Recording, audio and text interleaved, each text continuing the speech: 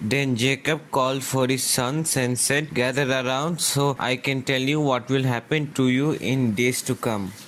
Assemble and listen, sons of Jacob, listen to your father Israel. Reuben, you are my firstborn, my might, the first sign of my strength, excelling in honor, excelling in power. Turbulent as the waters, you will no longer excel. For you went up onto your father's bed, onto my couch, and defiled it. Simeon and Levi are brothers, their swords are weapons of violence. Let me not enter their council, let me not join their assembly, for they have killed men in their anger, and hamstrung oxen as they pleased. Cursed be their anger so fierce, and their fury so cruel. I will scatter them in Jacob, and disperse them in Israel. Judah, your brothers will praise you. Your hand will be on the neck of your enemies. Your father's sons will bow down to you. You are a lion's cub, Judah. You return from the prey, my son. Like a lion he crouches and lies down, like a lioness who dares to rouse him. The scepter will not depart from Judah, nor the ruler's staff from between his feet, until he to whom it belongs shall come, and the obedience of the nations be his. He will tether his donkey to a vine, his colt to the choicest branch. He will wash his garments in wine, his robes in the blood of grapes. His eyes will be darker than wine, his teeth whiter than milk. Zebulun will live by the seashore and become a haven for ships. His border will extend towards Sidon.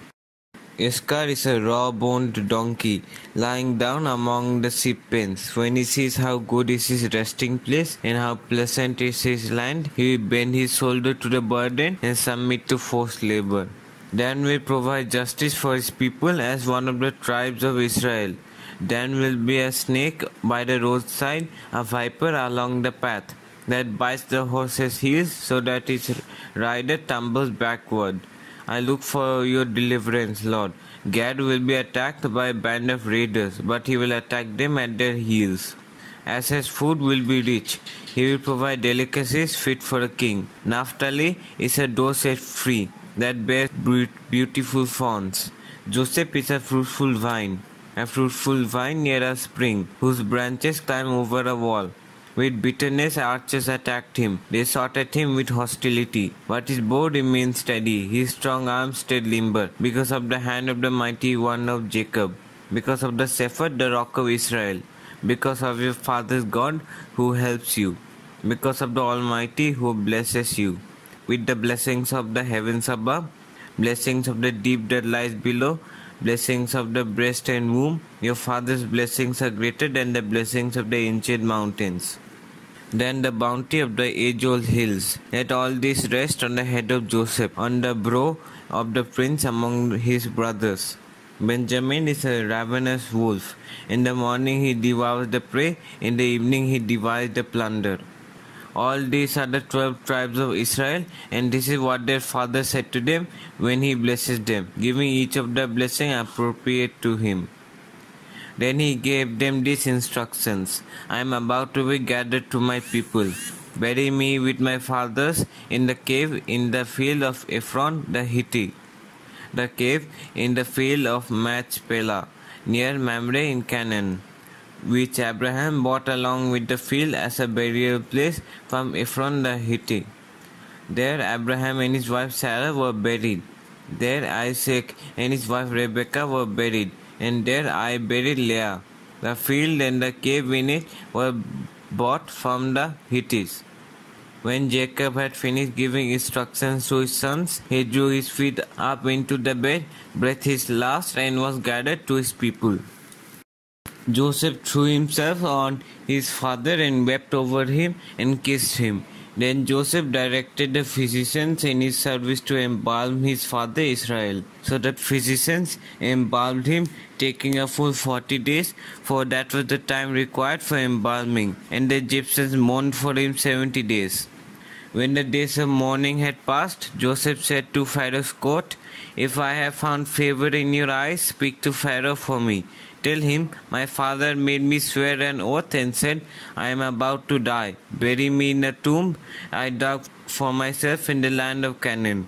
Now let me go up and bury my father, then I will return. Pharaoh said, "Go up and bury your father, as he made you swear to do." So Joseph went up to bury his father. All Pharaoh's officers accompanied him, the dignitaries of his court and all the dignitaries of Egypt, besides all the members of Joseph's household and his brothers and those belonging to his father's household. Only their children and their flocks and herds were left in Goshen. Chariots and horsemen also went up with him. It was a very large company. When they reached the threshing floor of Atad near the Jordan, they lamented loudly and bitterly. And there Joseph observed a 7-day period of mourning for his father. When the Canaanites who lived there saw the mourning at the threshing floor of Atad, they said, "The Egyptians are holding a solemn ceremony for mourning." That is why that place near the Jordan is called Abel Mizraim.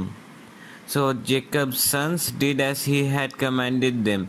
They carried him to the land of Canaan and buried him in the cave in the field of Machpelah near Mamre, which Abraham had bought along with the field as a burial place from Ephron the Hittite.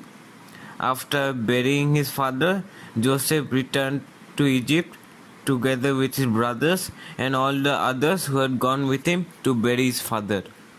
When Joseph's brothers saw that their father was dead, they said, "What if Joseph holds a grudge against us and pays us back for all the wrongs we did to him?"